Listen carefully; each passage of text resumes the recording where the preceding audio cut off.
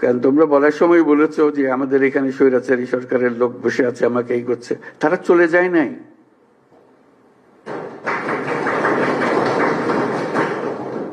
তোমরা বলছো যে তার সরকারে আছে, আমি বলছি তোমার গ্রামেও আছে।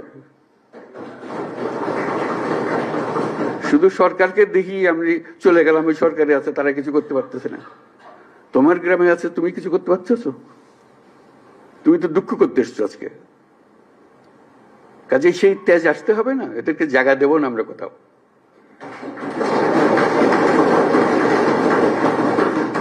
আমাকে তার ভয়ে আমার গ্রামে পথ চলতে হবে, এই বাংলাদেশ করলাম আমরা? এই বাংলাদেশটা আমরা করি নাই। সে তার সমস্ত স্বভাব পরিবর্তন করে আমাদের সবার সঙ্গে মিশে যাবে, এটা হবে। কিন্তু তার স্বভাবে সে চলতে থাকবে আমার সামনে দিয়ে, আর আমি বলবো আমি নতুন বাংলাদেশ করে ফেলেছি। হলো না।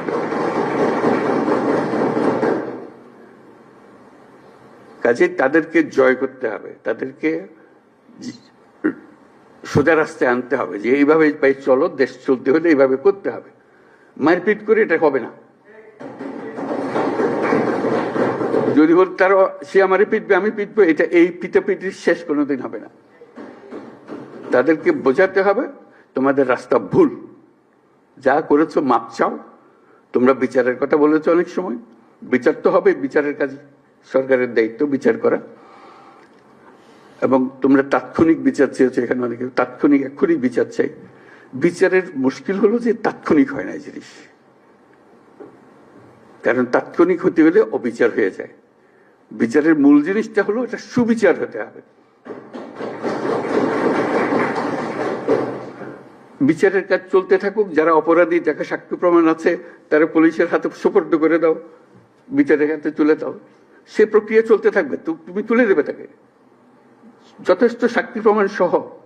অবিচার যেন না হয়। আমরা অবিচারের বিরুদ্ধে দাঁড়িয়েছিলাম বলেই আজকে এই সংগ্রাম হয়েছে, এই আত্মত্যাগ হয়েছে। আর আমরা যদি অবিচারে নেমে যাই, তাহলে তাদের আর আমাদের তফাৎটা হলো কি? আমরা অবিচারে নামবো না। আমরা যাদের অপরাধী তাদেরকে পুলিশের হাতে, আইনের হাতে সুপর্দ করব।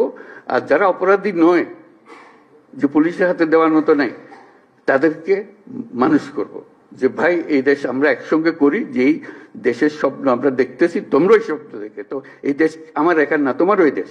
তোমাকে আমরা দেশ থেকে বাইর করার কথা বলতেছি না। তুমি এই দেশের সন্তান, আমি এই দেশের সন্তান। তুমি আমার বহু কষ্ট দিছো, আমি তো অনেক কষ্ট দেবো না। আমরা একযোগে যত তাড়াতাড়ি পারি এটা একটা সুন্দর দেশ বানাবো, এই করতে